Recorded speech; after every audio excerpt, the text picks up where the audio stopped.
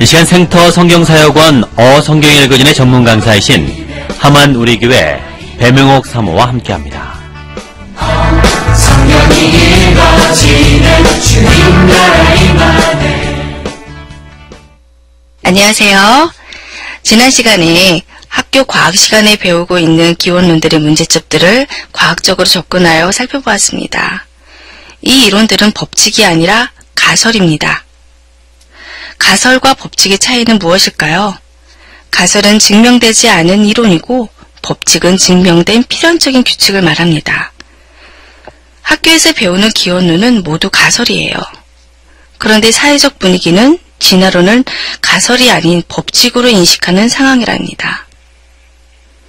끊임없이 진화론자들은 그들의 불완전성과 모순을 극복하기 위해서 새로운 가설들을 제시하며 끈질기게 붙잡고 포기하지 않는데 그 이유는 무엇일까요? 바로 대안이 없기 때문입니다. 진화론을 포기하면 하나님의 창조밖에 없기 때문이에요. 증명할 수 없기에 진화론은 가설인데 창조에는 오히려 증거가 있답니다. 증거가 있다고? 혹 순간 창세기 1장의 1절 태초에 하나님이 천지를 창조하시니라를 떠올리시는 분 계신가요? 네, 말씀의 선포를 우리는 믿습니다. 그러나 그 선포로서의 증거 말고 과학적인 접근으로 증거를 알려드리려고 해요. 밀러가 자신의 이론을 포기할 수밖에 없었던 원인, 이유는 무엇일까요? 바로 생명체는 고도의 정보 시스템을 갖고 있었기 때문이었습니다. 다른 말로 해볼까요? 밀러는 창조를 직감한 거예요. 창조의 증거를 본 셈입니다. 도저히 생명이 저절로 자연 발생한다고 말할 수 없는 것을 알게 된 것입니다. 그렇지만 창조주가 계신다고 선언할 수는 없었겠죠. 그래서 다만 모르겠다 그런 거예요. 과거 불과 몇십 년 전에는 몰랐던 사실이 과학이 발달하면서 생명체가 얼마나 위대하고 신비로운지 유전공학의 발달로 이제서야 드러나고 있습니다. 성경 공부인데 왜 자꾸 머리 아프게 과학을 말하는가? 쉽게 설명드릴 테니 편하게 들어보세요. 이해만 되시면 됩니다. 이 놀라운 사실을 알아야 창조를 무턱대고 믿는 신앙에서 벗어날 수 있답니다. 잘 들어보세요. 우리의 몸은 100조 개의 세포로 되어 있습니다. 이 세포 안에는 핵이 있고 이 핵에는 DNA 사슬이 있는데 그게 바로 우리 몸의 유전정보 설계도예요. DNA 유전정보 들어보셨죠?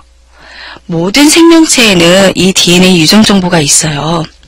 각자의 설계도에 따라서 눈 크기, 코 높이, 얼굴 모양, 머리카락, 가늘기, 손톱이 생긴 거, 피부 색깔 등등 이런 것이 합해서 내가 되는데 그것이 그냥 우연히 된 것이 아니라는 거예요. 이것은 분명히 계획된 것입니다. 모두 설계도가 있다는 거예요. 그 설계도에 의해 여러분이 되셨다는 겁니다. 우리 몸에는 다 이 DNA 설계도가 있어요. 심지어 우리 눈에 보이지 않는 대장균에도 이 DNA 설계도가 있답니다. 다 각각의 고유의 유전 정보가 다 있어요. 그런데 이 DNA에는 놀라운 규칙이 있답니다. DNA의 구조는 A, 아데닌, T, 티민, C, 시토신, G, 구아닌, A, T, C, G 4개의 염기로 암호화가 되어 있는데 반드시 A는 T와 C는 G와 항상 짝을 이루어 있는 거예요. 절대로 서로 짝이 바뀌지 않는 거예요. 놀랍죠? 유전 정보에 따라 얼굴 모양, 목소리, 키, 걸음걸이 등이 결정되어지는 거거든요. 근데 우리 손톱에서 털이 나온다든가 손바닥에서 물이 줄줄줄 나오면 안 되잖아요.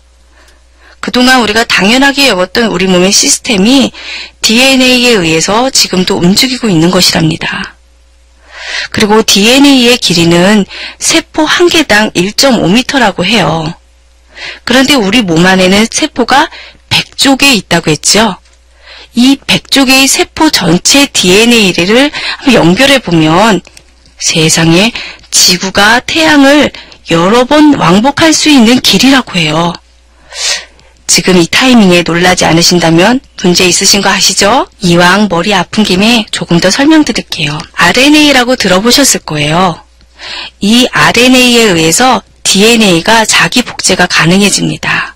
다른 말로 쉽게 얘기하면 똑같이 복사되는 거죠. 하나 더 만들어지는 거예요. 이 DNA 자기 복제 기능으로 100개라는 세포가 가능한 겁니다. 죽었다가도 RNA에 의해서 다시 만들어져요. 우리 머리 때리면 내 세포 죽잖아 그러잖아요. 근데 때려서 내 세포가 죽어도 이 RNA에 의해서 내 세포가 다시 생기는 거죠. 그러니까 종에서 종으로 번식이 가능한 것도 이 이유예요. 그렇기 때문에 고양이에서 강아지가 태어나지 않는 거죠. 이 DNA 자기 복제 과정과 DNA 합성 과정은 사실 굉장히 복잡합니다. 그런데 이 복제, 이 합성 과정은요, 복잡하지만 매우 규칙적입니다. 뿐만 아니라 다른 물질들이 와서, 그러니까 단백질 같은 것이 와서 도와줘요. 그야말로 완벽한 상호 보완적인 시스템인 것에 놀라지 않을 수 없어요. 근데 더 놀라운 사실은 이 DNA 합성 과정에서 잘못된 혹은 손상된 DNA 부분이 생기면 스스로 복구하고 수정하는 기능이 있다는 거예요. 너무나 완벽하고 철저한 시스템인 거죠. 이렇게 생명체가 되기 위해 수많은 과정을 거치는데 이 시스템에는 정확한 목적을 가지고 복잡하면서도 상호 완벽한 협력 관계 속에서 이루어진다는 겁니다. 그런데 어떻게 이 모든 것이 우연히 저절로 만들어진다고 할 수 있겠어요? 우리의 몸은 기관으로 되어 있잖아요. 그 기관은 세포로 되어 있고 세포를 더 쪼개면 분자, 분자를 더 쪼개면 원자인데요. 이 원자 중 90%는 매년 새로운 것으로 대체되고 5년마다 원자 전체가 새로운 것으로 바뀐다고 해요. 놀랍죠? 근데 이 원자가 인간의 몸에 10의 28승계 있다고 합니다. 자, 10의 28승계라는 숫자는요, 1 뒤에 0이 28개 있는 거거든요. 근데 우리가 1 뒤에 8, 9개 하면 억소리 나잖아요. 더 많아지면 숫자적인 감각이 없어지는데, 어쨌든 엄청난 개수의 10의 28승계. 그런데 우주에 있는 별을 다 합치면 몇 개인 줄 아세요? 10의 20승계라고 합니다. 우리 몸 안에 있는 원자는 10의 28승계. 이 우주의 별을 다 합해도 10의 20승계. 우리 몸 안에 있는 원자가 우주의 별보다 훨씬 더 많아요. 인간의 몸이 우주보다 더 복잡한 거예요. 그리고 이 원자를 쪼개면 아원자 소립자로 구성되어 있는데 지금 현재 알아낸 아원자 소립자만 하더라도 200개 정도라고 합니다. 과학자들 정말 대단하시죠? 그 중에 크사이라고 하는 아원자 소립자가 있는데요. 이 크사이라는 아원자 소립자 때문에 과학자들이 정말 기가 막혀 합니다. 왜냐하면 이 아원자 소립자의 수명이 100억 분의 1초인 거예요. 1초를 100억으로 나눈 시간이 수명인 거예요. 눈 깜짝할 사이도 아니죠. 사실 세포, 분자, 원자, 아원자 소립자 이런 거는 일반 사람들의 관심사는 솔직히 아닙니다. 하지만 조금의 과학 상식으로도 이 창조의 위대함을 증명하며 나의 존재에 대해 새롭게 인식하게 되거든요. 조금만 참아주세요. 이 100억 분의 1초의 수명을 가진 이 크사이는 우리가 심장 한 번 뛸 때마다 수십억 대가 지나가는 거야. 순식간에 있다가 없어지고 있다가 없어지고 있다가 없어지고. 그러니까 우리는 느끼지 못하지만 내 몸 안에서 이런 일들이 지금 일어나고 있는 거예요. 우리가 자각할 수도 상상할 수도 없는 일들이 우리 몸 안에서 지금 이 순간에도 일어나고 있습니다. 보이지 않아도 느껴지지 않아도 사실이에요. 우리가 다 이해할 수 없는 이 어마어마한 존재로 지으신 분이 바로 창조주이십니다. 혹시 주위에 극동방송국 건물이 또는 교회 건물이 저절로 우연히 생겼다고 우기는 사람이 있을까요? 방송국이든 교회당이든 어떤 건물이든 반드시 설계도에 의해 건축되어집니다. 설계도가 있다는 것은 반드시 설계자가 있다는 말이죠. 건물도 그런데 하물며 사람인 우리, 말하고 생각하고 감정을 지닌 이 신비로운 존재, 사람은 정말 우연히 만들어진, 저절로 만들어진 존재라 말할 수 있을까요? 이 모든 것이 창조의 증거입니다. 창조된 사실은 창조한 조물주만이 알려줘야 알 수 있는 사실이에요. 피조물이 절대로 스스로 깨달을 수 있는 사실이 아니랍니다. 이렇게 창조자가 알려줘야 알 수 있는 사실이기에 그래서 성경은 처음 시작하면서 창조를 선포하며 알려주는 것입니다. 제가 이 순간을 정말 너무 좋아합니다. 우리 같이 한번 창세기 1장 11장을 외쳐볼까요? 태초에 하나님이 천지를 창조하시니라. 아멘. 여러분이 어떻게 존재하고 있는지 둘 중에 하나는 믿어야 합니다. 창조주 하나님을 믿든가 빅뱅 진화론을 믿든가 믿어야 합니다. 사실 창조냐 빅뱅 진화냐의 문제는 증명의 대상이 아니고 믿어야 하는 문제예요. 창조론은 신앙이고 진화론은 과학이라는 생각은 무식한 것이랍니다. 기독교인 중에서도 빅뱅 진화론은 과학이라고 생각하는 사람들이 많아요.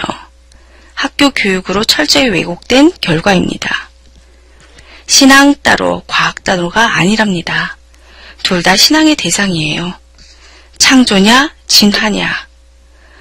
우연히 생긴 생명체가 점점 진화하여 인격적인 인간이 되었다고 믿는 믿음이, 다시 말하면 과학이 발달하면 발달할수록 밝혀지는 이 생명체의 고도의 시스템들이 저절로 우연히 생겼다고 믿는 믿음이 창조주 하나님을 믿는 믿음보다 더 큰 믿음 아닐까요? 오늘 여러분의 믿음은 안녕하신가요? 내일 이어집니다.